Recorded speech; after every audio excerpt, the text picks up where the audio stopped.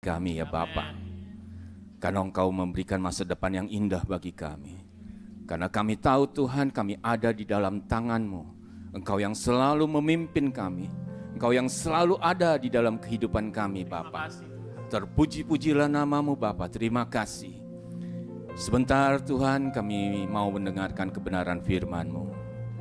Biarlah setiap kebenaran firman yang ditaburkan Tuhan boleh tertanam di dalam setiap hati yang baik dan bertumbuh, berbuah-buah di dalam kehidupannya Tuhan. Biar kiranya setiap firman yang ditaburkan Tuhan boleh menjadi berkat bagi setiap jemaat-Mu ya Bapa. Terpujilah nama-Mu Tuhan, terima kasih. Segala puji, hormat, syukur hanya bagi Engkau saja Tuhan. Segala kemuliaan hanya bagi nama-Mu saja ya Bapa. Hanya di dalam nama Tuhan Yesus Kristus kami berdoa, kami mengucap syukur. Haleluya, amin. Silakan duduk Bapak Ibu saudara kasih di dalam Tuhan. Shalom. Pagi hari ini kita akan mendengarkan kebenaran firman Tuhan dengan judul Mengalahkan Siasat Iblis. Tolong dibuka PPT-nya.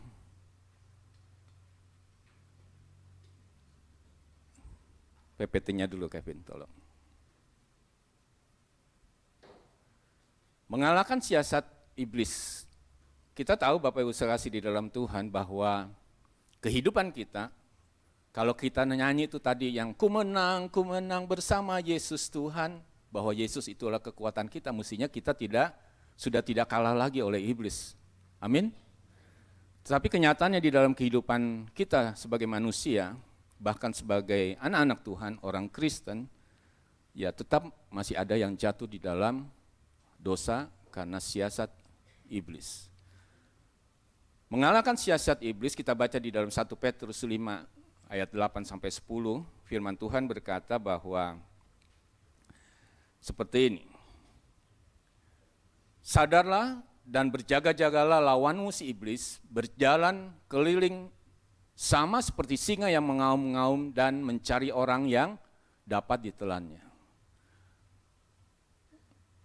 Lawanlah dia dengan iman yang teguh, sebab kamu tahu bahwa semua saudaramu di seluruh dunia menanggung penderitaan yang sama. Dan Allah sumber segala kasih karunia yang telah memanggil kamu dalam Kristus kepada kemuliaannya yang kekal akan melengkapi, meneguhkan, dan menguatkan, dan mengokohkan kamu. Bapak Ibu saudara kasih di dalam Tuhan, coba kita perhatikan firman Tuhan ini. Dikatakan bahwa iblis itu seperti singa yang mengaum-ngaum mencari mangsanya untuk diterkam. Tetapi firman Tuhan juga sudah memberikan kekuatan bagi kita bahwa Tuhan itu melengkapi kita. Tolong ayat 10-nya Kevin. Ayat 10 ini dikatakan bahwa dan Allah sumber segala kasih karunia, dengan kasih karunia Allah, Tuhan itu telah memperlengkapi kita, ya. Dikatakan bahwa akan melengkapi, meneguhkan, bahkan menguatkan dan mengokohkan kamu. Bahkan kalau kita baca di dalam Efesus pasal yang ke-6, Tuhan sudah memperlengkapi setiap kita orang percaya dengan apa? Dengan senjata-senjata rohani. Di sana kalau kita baca di dalam Efesus, itu dikatakan Efesus pasal 6, Tuhan memperlengkapi kita dengan apa? Dengan perisai iman. Tuhan memperlengkapi kita dengan pedang roh, yaitu firman Allah. Tetapi Tuhan juga bilang di dalam Efesus pasal 6 tersebut bahwa kita juga harus berdoa sungguh-sungguh. Berdoa tanpa henti. Tetapi kenapa? Kadangkala kita juga ya masih jatuh. Kalau dikatakan bahwa kita mengalahkan siasat iblis, kalau suatu siasat, pasti suatu siasat itu adalah sesuatu yang sangat yang dilakukan dengan sesuatu yang sangat licik, ya, tanpa sadar mungkin kita melakukannya. Tapi sebagai manusia ya kadang-kadang ya pasti kita sadarlah melakukan bahwa hal tersebut sesuatu yang salah kita lakukan, pasti kita masih sadar. Ya.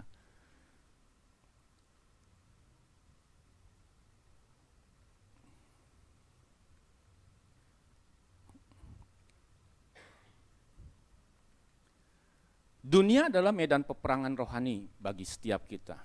Ya, di mana musuh selalu mengintai kita. Peperangan rohani yang terjadi di dalam dunia ini seharusnya sebenarnya di dalam pribadi-pribadi kita itu berperang di dalam hati dan pikiran kita. Kita mau berbuat baik atau mau berbuat jahat, itu adanya timbulnya karena di dalam hati dan pikiran kita. Dari hatilah timbul segala sesuatu yang jahat, sesuatu yang baik. Kalau sesuatu yang jahat itu timbul lalu masuk ke dalam pikiran kita pikirkan, dan ketika kita melakukannya berarti kita mengambil suatu tindakan untuk melakukan perbuatan yang kita pikirkan. Kenapa dikatakan bahwa di mana musuh selalu mengintai? Kalau kita baca di dalam Lukas pasal yang keempat, itu bercerita tentang Tuhan Yesus dicobai di padang gurun. Di ayat 13-nya dikatakan bahwa ketika iblis itu mundur, bukan berarti iblis itu tidak mencobai lagi. Dikatakan iblis mencari saat yang baik. Berarti dengan kata lain, iblis itu bukannya dia tidur, bukannya dia berdiam diri saja, tetapi dia menunggu saat yang baik. Dengan kata lain, dia menunggu suatu kesempatan untuk bisa menjatuhkan orang percaya. Efesus pasal 6 ayat 12 berkata, musuh kita sebenarnya bukannya darah dan daging, ya. Karena perjuangan kita bukanlah melawan darah dan daging, tetapi melawan pemerintah-pemerintah, maksudnya bukan pemerintah negara, ya. Melawan penguasa-penguasa, melawan penghulu-penghulu dunia yang gelap ini, melawan roh-roh jahat di udara. Jadi lawan kita sebenarnya, peperangan kita dalam peperangan rohani itu adalah musuh kita itu ya iblis. Ya, karena apa? Iblis itu tidak mau kita masuk di dalam kerajaan surga. Iblis itu tidak mau supaya kita ada di dalam Kristus. Dia mau menarik kita keluar dari Kristus. Sehingga dia selalu mencari kesempatan dengan siasatnya yang licik untuk apa? Menjatuhkan setiap orang yang percaya. Nah, untuk mengalahkan tipu muslihat iblis, kita perlu memiliki sikap yang benar. Godaan terbesar yang dilakukan oleh iblis untuk menjatuhkan manusia dalam dosa. Di dalam 1 Yohanes 2 ayat 16 berkata bahwa sebab semua yang ada di dalam dunia, yaitu keinginan daging dan keinginan mata, serta keangkuhan hidup, bukanlah berasal dari Bapa, melainkan dari dunia. Dunia ini dengan kata lain adalah iblis. Manusia banyak jatuh, cuma 3 hal ini. Kebanyakan, ya, keinginan daging kita, keinginan mata, serta keangkuhan hidup. Alkitab sudah mengingatkan tentang godaan keinginan mata, keinginan daging, serta keangkuhan hidup. Keinginan daging, keinginan mata, keangkuhan hidup, saya rangkum dalam 3 hal. Siasat iblis ini dari zaman dahulu sampai zaman sekarang, ada 3 hal ini yang banyak sekali orang jatuh di dalam dosa, yaitu 3 tah. Harta, takhta, ya kalau dulu dibilangnya wanita, tapi sekarang sama aja, wanita dan pria sama aja. Ya. Yang pertama adalah keinginan daging, yaitu harta. Harta berbicara banyak hal. Ya, harta itu bisa kita berbicara tentang kebutuhan hidup kita. Ya, karena setiap orang pasti butuh kekayaan. Kekayaan untuk apa? Untuk hidup. Bukan kita hidup untuk kekayaan, tetapi kekayaan itu kita bergunakan bagaimana kita bisa hidup. Ya. Tidak ada salahnya sebenarnya dengan harta. Dengan harta, dengan kekayaan kita bisa menolong orang lain. Tetapi oleh harta juga manusia bisa jatuh dalam dosa. Dalam dosa apa? Dalam dosa ketamakan. Tam atau tamak, ya, serakah. Atau bisa juga mementingkan diri. Dengan kekayaan orang bisa sifat egonya, ya, kedagingannya. Ya semuanya untuk dia sendiri, dia tidak mau berbagi dengan orang lain. Dan itu tidak bisa dipakai untuk menolong orang lain, tetapi hanya untuk memuaskan egonya. Dengan hidup apa yang dibilang dengan hidup hedon, ya.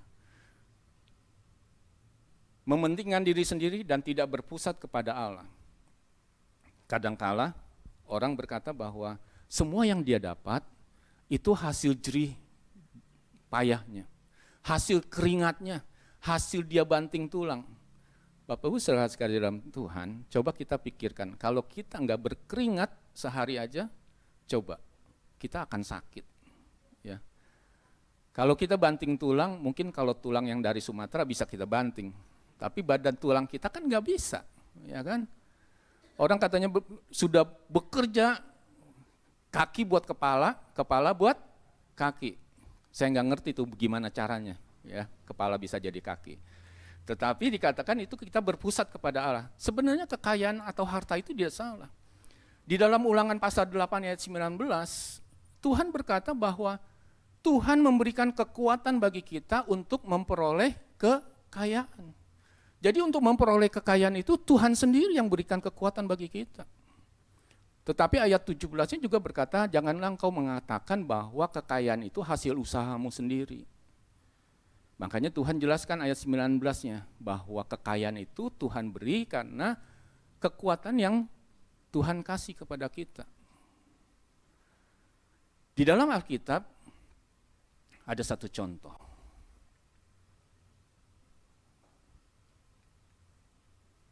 Di dalam Matius pasal 4 ayat 3, ini bercerita tentang bagaimana Tuhan Yesus dicobai ketika dia telah berpuasa 40 hari 40 malam. Ya.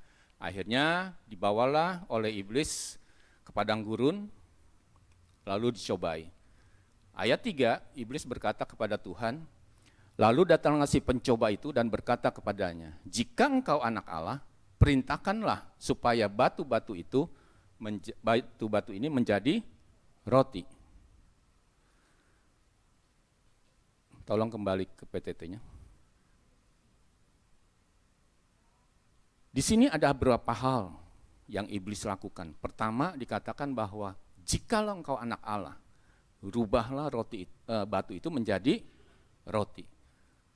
Yang pertama, iblis menyerang identitas dari Tuhan Yesus. Jikalau engkau anak Allah, jika engkau orang percaya, coba segala sakit penyakitmu, kau tengking dalam nama Yesus.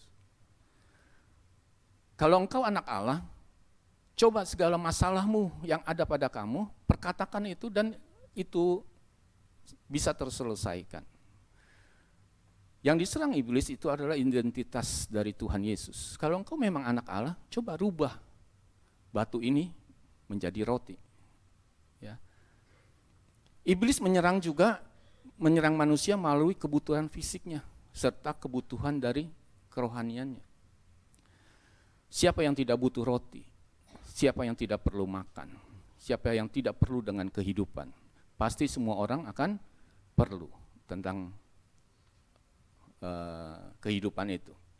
Di dalam 1 Timotius 6 ayat 9 dikatakan begini, tetapi mereka yang ingin kaya terjatuh ke dalam pencobaan, ke dalam jerat dan ke dalam berbagai-bagai nafsu yang hampa dan yang mencelakakan, yang menenggelamkan manusia ke dalam keruntuhan dan kebinasaan. Bapak Ibu sekasih dalam Tuhan, coba kita perhatikan ayat ini. Karena keinginan kaya, manusia bisa terjatuh ke dalam pencobaan. Manusia terjatuh ke dalam jerat dan ke dalam berbagai nafsu yang hampa, yang mencelakakan. Karena ingin kaya, itu bisa mencelakakan diri sendiri. Ya. Godaan sering datang saat kita lemah secara fisik atau emosional. Ya. Biasanya kan dikatakan di dalam Lukas pasal yang keempat ayat 13 berkata bahwa iblis itu menunggu saat yang baik. Ya. Kalau kita melihat musuh kita nih kuat, nggak mungkin kita lawan dia. Tetapi ketika kita lihat musuh kita itu sedang lemah, disitulah kita menyerang dia untuk mengalahkan dia. Nah itu iblis seperti itu. Ketika iblis melihat kita dalam keadaan kita lemah, disitulah dia menyerang kita. Dia menyerang secara apa? Secara kebutuhan kita, secara fisik. Pada saat itu Yesus sedang lapar karena berpuasa 40 hari 40 malam. Lalu iblis berkata, rubahlah batu ini menjadi roti. Setiap kebutuhan manusia ketika mereka dalam keadaan yang terdesak, ya, itu kadang-kadang membuat kita maunya secara instan masalah tersebut selesai.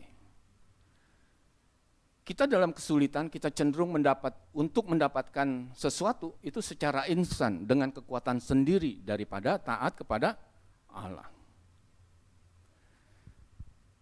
Bapak Ibu terkasih di dalam Tuhan, belum lama ini, ya tahun lalu lah ya. Tahun lalu adik ipar saya dia berbisnis lah, ya, berbisnis dalam beras. Waktu itu kan beras sempat kosong tuh, ya. Kakaknya, istri saya, sama kakaknya yang paling besar sudah memperingatkan dia, hati-hati, gitu. Bisnis ini bukan bisnis yang kecil, bisnis yang sangat besar.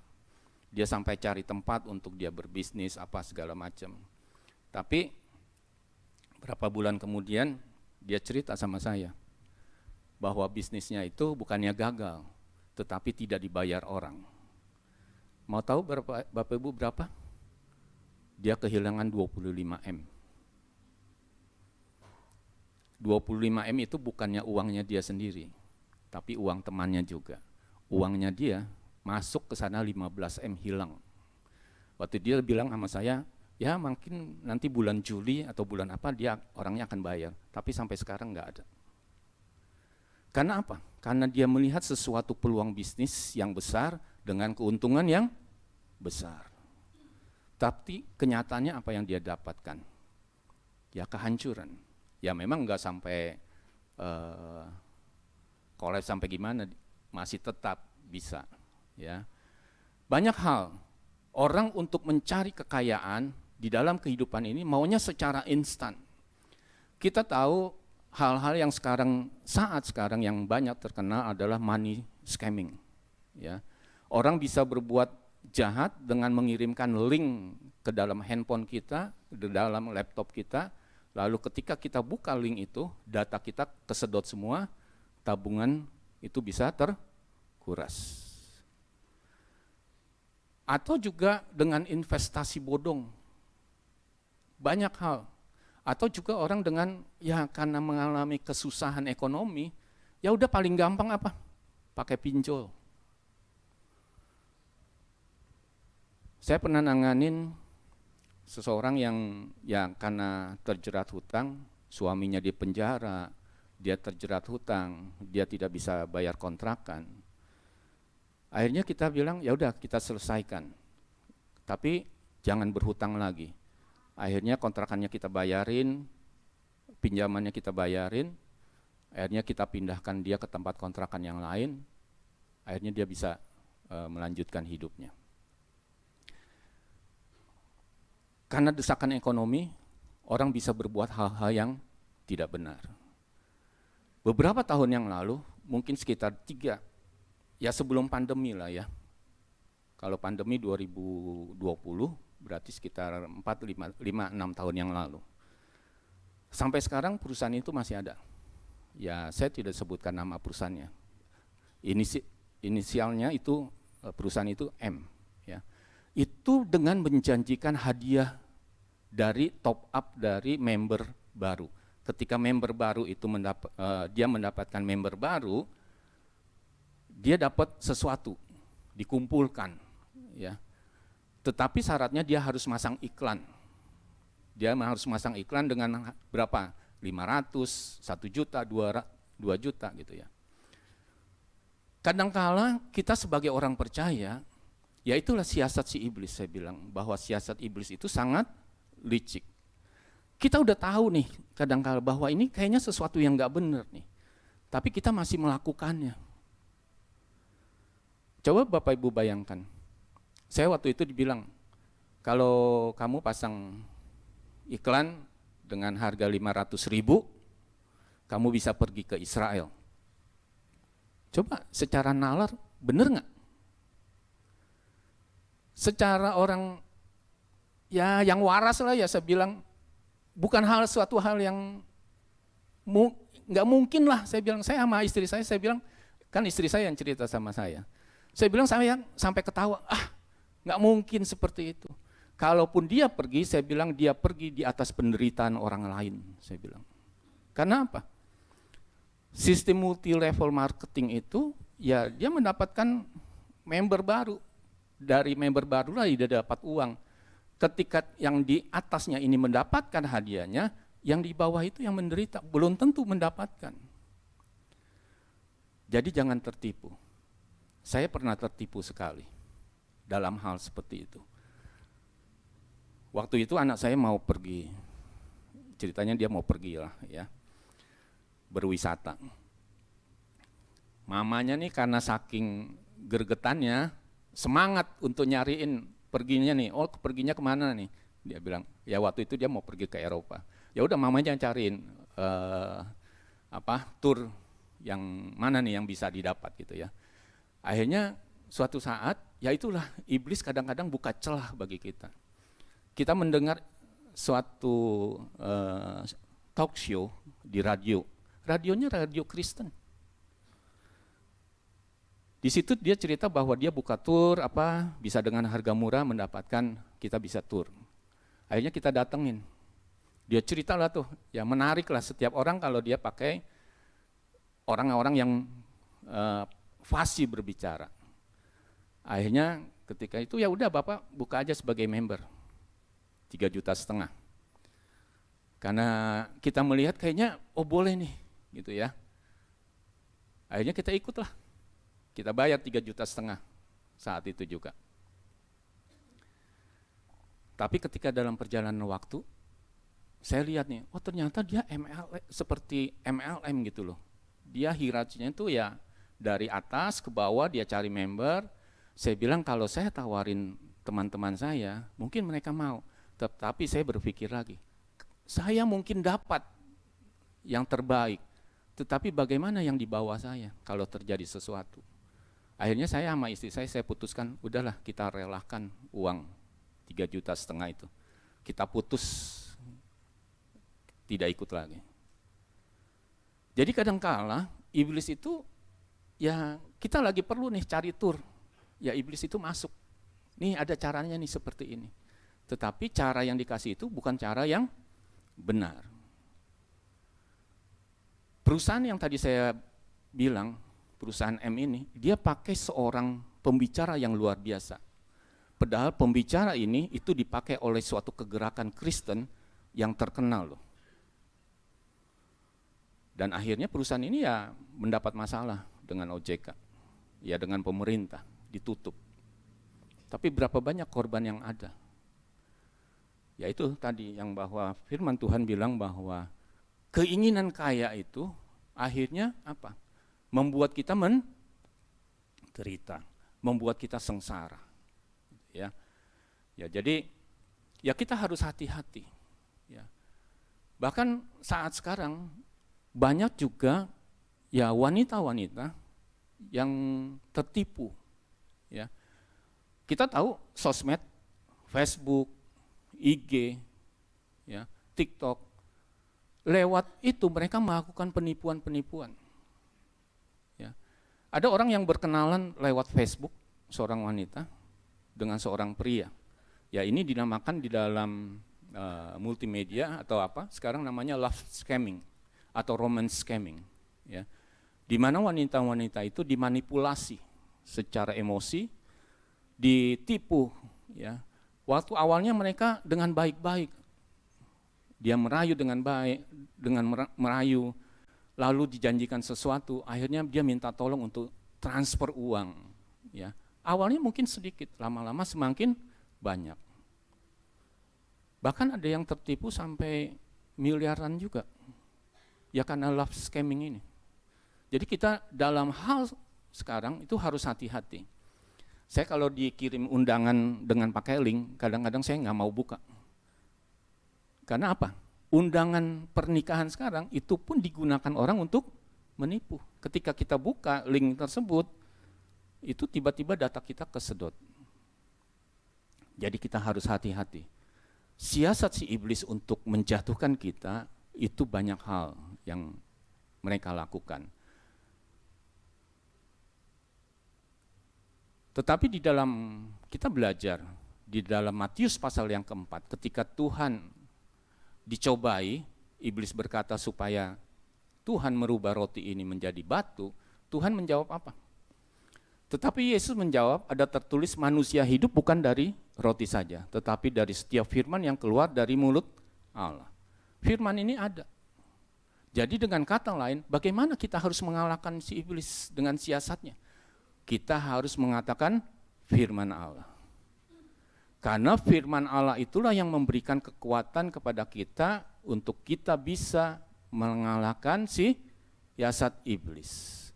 Kita katakan bahwa siasat iblis dapat kita kalahkan dengan firman Allah. Ya. Baru 2 minggu yang lalu saya cerita sama istri saya. Karena pegawai kita kan nggak ada nih. Akhirnya saya ya terpaksa masuk training center. Harus nge-gym. Nge-gymnya bukan apa, harus ngangkat galon di tempat usaha saya. Ya. Tapi sebenarnya saya nggak boleh terlalu banyak ngangkat-ngangkat karena suka sakit di perut saya. Waktu saya ngangkat, udah berapa hari tuh, udah 10 hari apa berapa hari ya. Terus saya tiba-tiba merasakan sakit nih di perut saya. Waktu itu saya bilang, aduh sakit nih, gimana kalau sakit? Akhirnya saya bilang, saya berdoa, Tuhan Kau yang memberikan kesanggupan bagi saya untuk saya dapat melakukan pekerjaan saya.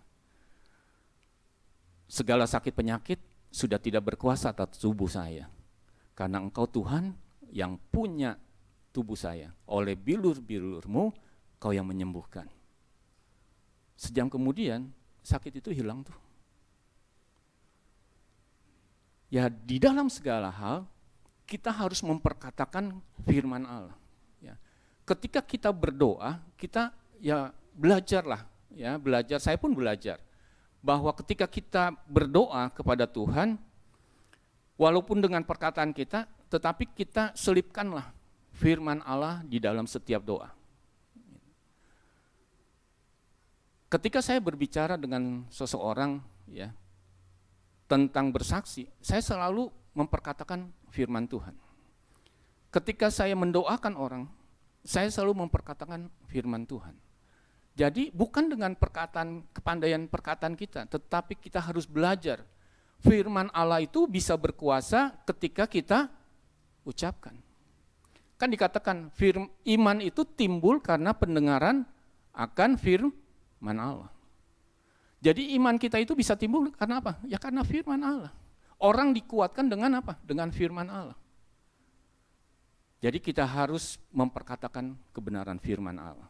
Untuk apa? Untuk supaya kita bisa mengalahkan siasat iblis.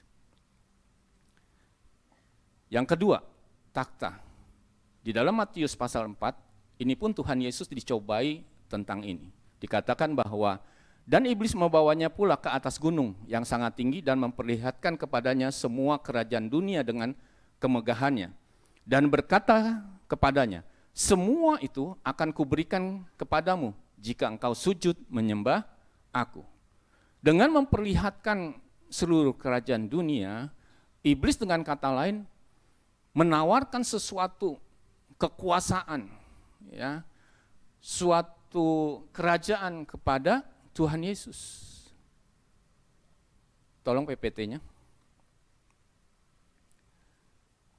Iblis menunjukkan kemuliaan dunia untuk menggoda dengan kesuksesan, kekuasaan, dan kenyamanan yang instan. Ini bisa terjadi di dalam kehidupan setiap orang percaya. Bahwa iblis itu menunjukkan nih kemuliaan dunia. Siapa yang tidak mau hidup senang? Semua pasti mau hidup senang. Siapa yang tidak mau hidup mewah? Pasti semua mau hidup mewah. Ya, tidak ada seorang pun yang tidak mau hidup nyaman. Ya, semua orang pasti mau hidup nyaman. Siapa yang tidak mau sukses? Semua orang mau sukses. Tetapi bagaimana caranya supaya bisa sukses itu kita harus melakukannya dengan hal yang benar. Iblis untuk menjatuhkan manusia itu bersiasat dengan apa? Dengan takhta ini, dengan menawarkan kekuasaan, dengan menawarkan jabatan, ya, dengan menawarkan kemuliaan, kelimpahan. Iblis menawarkan itu.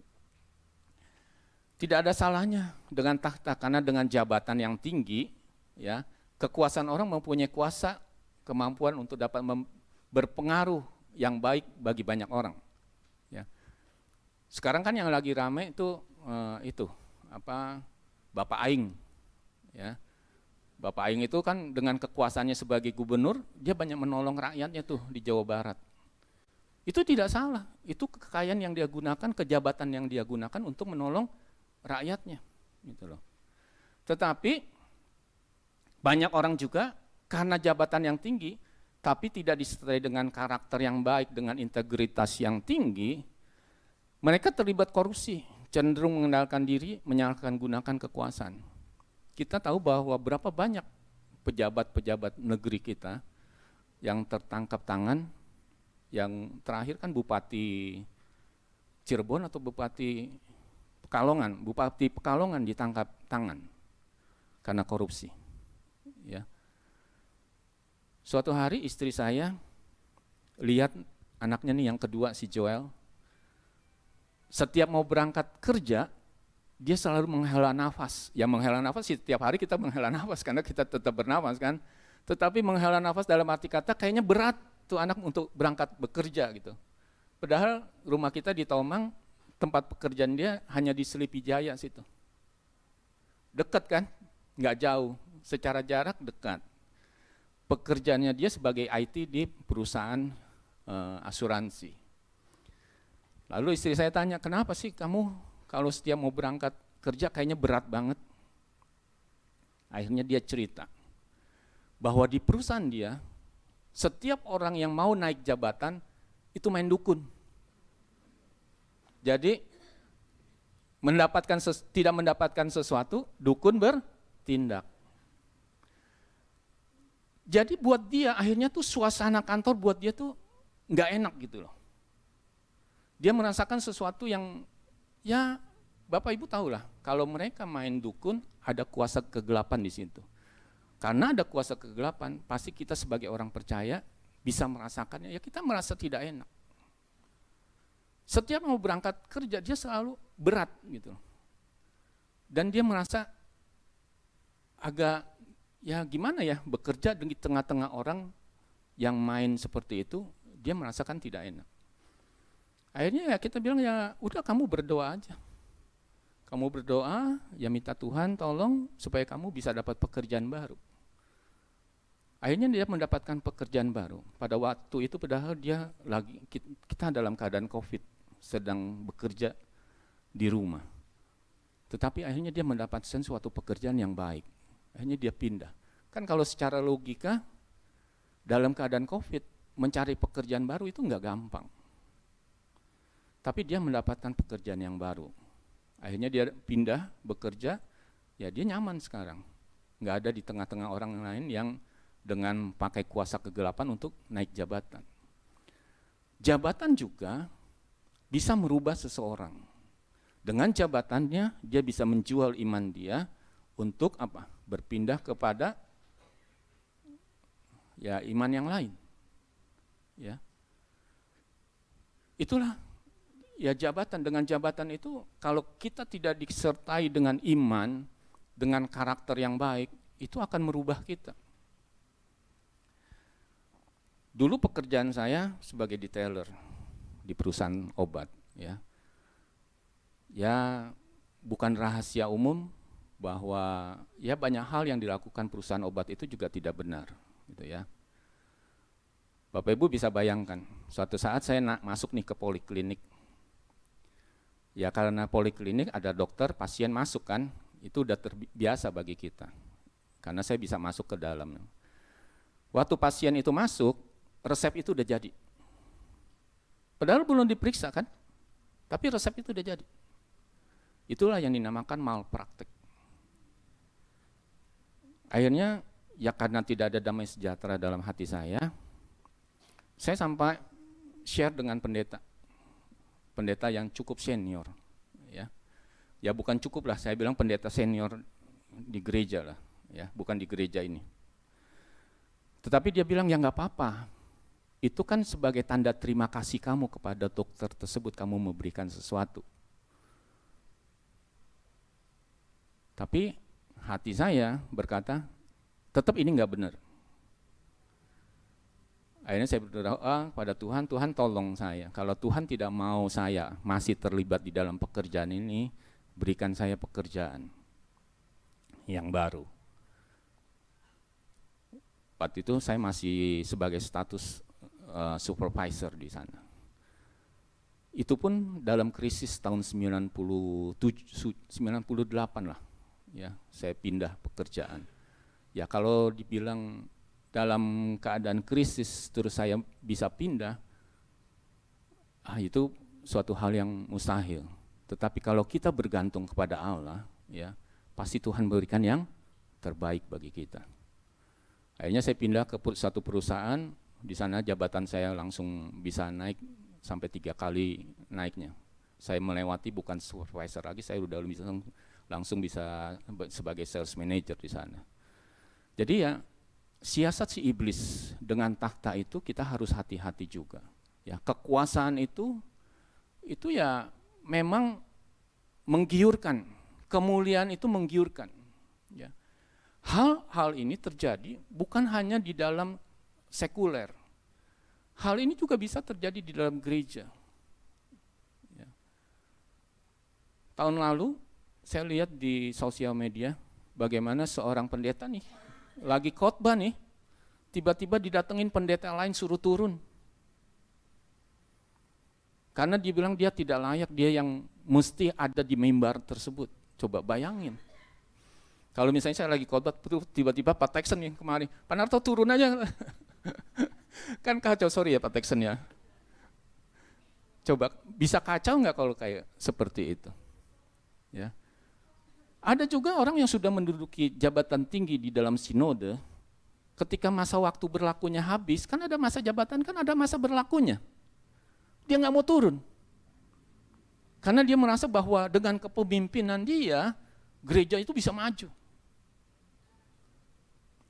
Makanya kadang-kadang ketika dibilang bahwa ketika sudah duduk, lupa berdiri. Ya. Jadi hal-hal tersebut ini, siasat iblis itu bukannya hanya menyerang kita nih orang yang awam, istilahnya pada awam umumnya, tetapi juga pada petinggi-petinggi yang kita lihat seharusnya mereka tidak terkena nih hal-hal seperti itu. Karena apa? Ya kita lihat kan tingkat rohaninya sudah luar biasa gitu ya. Tapi kan ya namanya ditawarkan jabatan, kemuliaan itu ya sulit kadang-kala. Ya kita harus berhati-hati. Kadang-kala kekhawatiran itu juga bisa menjatuhkan kita. Dengan rasa khawatir, saya bilang, kalau Bapak Ibu tanya, Pak Narto khawatir nggak? Masih khawatir nggak? Saya bilang, saya masih khawatir. Ya kalau saya bilang, saya kan manusia. Tapi kadang-kala kalau orang bilang sama saya masih manusia, jadi ya lumrah lah. Tapi kalau saya udah bilang begitu, saya bilang, kita nggak bisa berlindung di balik kemanusiaan kita. Kita tidak bisa berlindung kalau kita katakan daging itu, roh itu penurut, tetapi daging lemah. Kita juga tidak bisa berlindung di dalam hal seperti itu. Ya. Lebaran tahun lalu saya sempat kesal sama adik saya. Adik saya kan diabetes. Terus dia sakit, luka kakinya. Saya tanya, kenapa kamu bisa sampai luka begitu? Iya, saya kebanyakan makan kolak katanya. Dia bilang hilaf, dia bilang. Adik saya masih muslim, ya. Saya marah lah sama dia. Saya bilang kamu hilaf. Saya bilang itu mah bukan hilaf, saya bilang. Ngaco, saya bilang kamu udah tahu, udah sakit diabetes malah makan seperti itu. Iya, dia jawab lagi, iya saya hilaf. Aduh, saya bilang. Mau diapain ya adik saya bilang. Akhirnya saya besuk dia, ya cuman ngomel doang jadinya. Ya, jadi kita harus hati-hati. Ya. Kekhawatiran juga bisa membuat kita, ya tadi yang kekayaan itu, karena kita khawatir, ya kita maunya instan segala sesuatunya. Ada seorang ibu datang ke gereja. Dia bilang sama pendetanya, Pak Pendeta, saya khawatir tentang hidup anak-anak saya. Kita tahu sekarang dalam keadaan sekarang ini kan sedang krisis. Bagaimana anak saya nanti bisa mendapatkan pekerjaan yang baik, bagaimana mereka bisa hidup yang layak. Akhirnya pendeta ini jelaskanlah bagaimana dia harus hidup, ya anak-anaknya harus belajar dengan baik, harus melakukan sesuatu yang benar. Di akhirnya pendeta ini tanya, ibu punya anak berapa? Anak saya 3, terus sekarang umur berapa? Yang besar baru 5 tahun, yang kecil baru 2 tahun. Nah itu mah masih jauh gitu loh. Kadang-kadang orang karena khawatir tuh terlalu memikirin tuh yang masih jauh sudah dipikirin. Kalau saya bilang gitu, kalau masih jauh sudah dipikirkan, boleh-boleh aja, direncanakan boleh-boleh aja. Tetapi saya bilang itu menghabiskan energi kita. Ya. Istri saya bilang, ya kita sekarang ya masih punya usaha. Tetapi kan istilahnya usia itu kan terus bertambah. Terus kita khawatir, istri saya bilang, gimana ya nanti kita ke depannya? Saya bilang sama dia, kamu sudah lihat kita seperti ini saat sekarang ini, saya bilang, itu semua karena siapa? Karena Tuhan, dia bilang. Ya sudah, saya bilang, Tuhan itu tidak akan pernah meninggalkan orang percaya yang hidupnya benar, pasti Tuhan akan tetap pelihara. Jadi nggak usah perlu khawatir. Tuhan yang sudah lakukan dulu sama kita, sudah pelihara kita, masa Tuhan akan di saat terakhirnya Tuhan biarkan? Kan nggak mungkin. Pasti Tuhan tetap pelihara. Jadi Bapak Ibu yang sudah lanjut usia tidak perlu khawatir. Ya. Kan Tuhan, firman Tuhan bilang, sampai masa tuamu, aku Yesus tetap Dia, dan sampai masa putih rambutmu, aku menggendong kamu. Aku telah melakukannya. Jadi nggak usah perlu khawatir dengan segala sesuatu apapun. Kita nggak perlu dengan pikir, oh kita harta kita, kekayaan kita, oh nanti gimana, kita hidupnya seperti apa, nggak usah perlu khawatir. Semuanya Tuhan sediakan. Burung aja kata Tuhan yang tidak menabur dia bisa Tuhan pelihara, ya kan? Ya apalagi kita manusia ciptaannya yang berharga di hadapan Tuhan. Yang ketiga, yang terakhir, wanita atau pria. Kalau dulu kan kebanyakan dibilangnya wanita kan ya, banyak pria jatuh karena wanita. Tetapi sekarang juga banyak wanita jatuh karena pria. Sebenarnya tidak ada yang salah wanita dan pria itu. Pria adalah pasangan yang diberikan Tuhan dengan menentukan bahwa pria, wanita yang tepat, seorang dapat lebih mengasihi Tuhan. Ya. Makanya saya bilang Bapak Ibu Saudara kasih di dalam Tuhan yang pelayanan saat ini masih suami istri, pelayananlah berdua, ya jangan sendiri. Jangan suaminya doang cuman pelayanan di gereja, istrinya cuman di rumah. Ya, karena apa? Pertumbuhan iman, pertumbuhan rohani kita itu antara suami dan istri harus seimbang. Jangan suaminya sudah di atas, istrinya masih di bawah. Atau istrinya sudah di atas, suaminya masih di bawah. Harus sama-sama naik di dalam pertumbuhan rohani itu. Tetapi karena wanita atau pria seseorang juga bisa jatuh dalam dosa perzinahan, percabulan, dan perselingkuhan. Cinta yang benar adalah berkat, namun hawa nafsu dapat menjatuhkan ke dalam percabulan dan perzinahan. Di dalam Ibrani pasal 3 ayat 14 dikatakan gini, hendaklah kamu semua penuh hormat terhadap perkawinan dan janganlah kamu mencemarkan tempat tidur, sebab orang-orang sundal dan pezina akan dihakimi oleh Allah. Di dalam hal dikatakan bahwa janganlah kamu mencemarkan tempat tidur, ini kita harus menjaga kekudusan dari kehidupan pernikahan kita. Ya. Inilah yang dikatakan dosa apa? Keinginan mata, keinginan daging kita. Ya.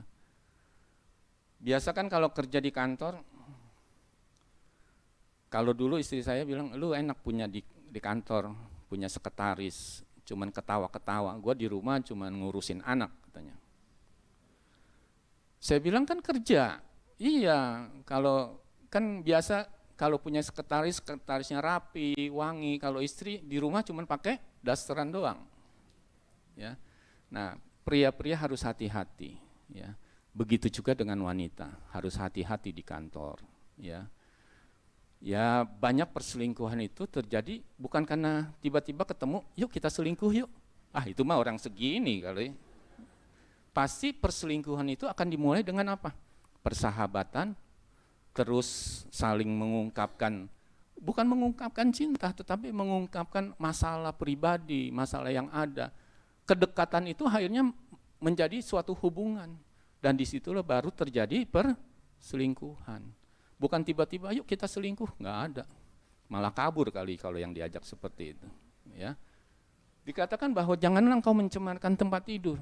Tempat tidur ini bukan tempat tidur kita di rumah doang. Tempat tidur itu ya di mana-mana. Ya kita di hotel atau di mana. Itu kita tidak bisa mencemarkan tempat tidur kita. Dengan kata lain kita harus menjaga kekudusan pernikahan itu. Lalu di dalam Amsal pasal 5 ayat 18 dikatakan, diberkatilah kiranya sendangmu, bersukacitalah dengan istri mudamu. Oh, saya baca. Dengan istri masa mudamu, bukan istri muda. Ya, bukan bersukacita dengan istri muda, tetapi bersukacitalah dengan istri di masa mudamu. Ya. Ya, kita harus bersukacita senantiasa. Tuhan memelihara pernikahan setiap kita orang percaya, bahwa pernikahan yang kudus dan berkenan kepada Allah itu yang Tuhan inginkan. Karena apa? Pernikahan yang kudus, pernikahan yang berkenan kepada Allah itu akan bukan hanya mempengaruhi kepada suami atau istri, tetapi itu akan mempengaruhi kepada anak-anak kita. Kalau kita kan ada nih mau seminar tentang fatherless, ya, bapak sepanjang zaman. Itu kan bagaimana anak-anak kehilangan figur dari seorang bapak. Tapi saya mau katakan bahwa figur seorang bapak aja tidak cukup. Banyak keluarga-keluarga itu terhilang anak-anaknya karena apa? Karena bukannya fatherless, bukan motherless, tetapi parentless. Karena orang tua, kan anak itu melihat figur dari orang tuanya, papanya, mamanya. Jadi banyak orang, ya anak-anak itu kehilangan, ya saya bilang parentless lah, orang tua yang tidak bisa menjadi contoh. Bapak-Ibu sekali dalam Tuhan, kita harus yakin bahwa pernikahan kita harus kudus dan harus benar. Karena apa? Kalau kita sampai tidak menjadi contoh bagi anak-anak kita, masa tua kita akan menangis. Menangis karena apa? Kita akan menangis karena melihat anak-anak kita, mungkin mereka jadi keluar dari iman percaya kita, ya. Istilahnya, misalnya saya lah nih, ya, saya contohin saya sama istri saya, aktif di gereja, bapaknya pendeta, tapi ternyata suka KDRT sama istri, atau suka ya hidup tidak benar. Bagaimana bisa anaknya itu bisa mempunyai iman percaya kepada Kristus? Dia akan mencari yang lain. Ya. Jadi kita harus hati-hati menjaga pernikahan kita. Baik, saya rasa sudah cukup. Jadi kita harus ingat bahwa bagaimana kita mengalahkan siasat iblis itu pasti siasat yang licik. Kita harus bisa mengalahkan ya di dalam Kristus kekuatan kita. Dengan apa? Dengan firman Allah. Mari saya undang semuanya bangkit berdiri. WL, singer mari saya undang ke depan. Kita akan menyanyikan lagu Harapanku. Karena harapan kita hanya di dalam Kristus yang bisa memberikan kekuatan bagi kita. Seperti firman di dalam 1 Petrus tadi bahwa memang iblis itu seperti singa yang mengaum-ngaum untuk mencari mangsa.